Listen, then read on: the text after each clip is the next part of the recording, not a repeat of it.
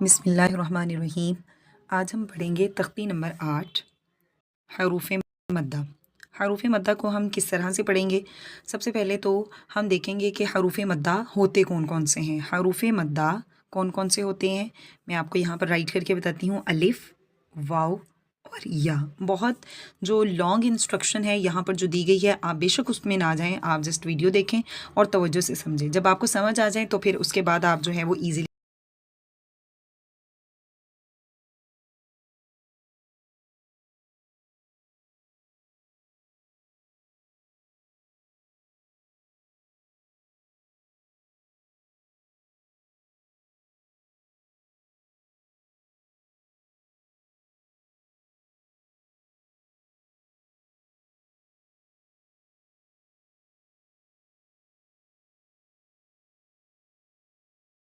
درمیان والے حلق سے گلے کے سینٹر میں آپ لوگ فنگر رکھ کے دیکھیں تو آپ کو یہاں سے آواز آئے گی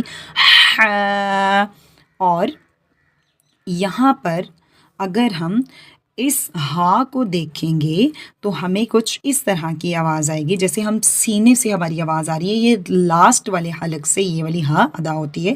ہم اس کو کچھ اس طرح سے پڑھیں گے ہو ہی، اور اس کے بعد یو جی، اس کے بعد یہاں پر اگر ہم دیکھیں حمزہ ہمسا، اس کی ادائیگی حرف کی ایسے ہی ہوگی جیسے ہم ہا پڑھتے ہیں۔ اب یہاں پر حمزہ پڑھیں گے ہم حمزہ، لیکن جب اس کی ادائیگی ہوگی پورا حرف پڑھا جائے گا، پورا حرف کی حرف پڑھا جائے گا، حرکت پڑھی جائے گی اور پورا لفظ ادا ہوگا تو وہ ہوگا حمزہ زبر آ، حمزہ واو پیش او، حمزہ یا زیر ای، او ای۔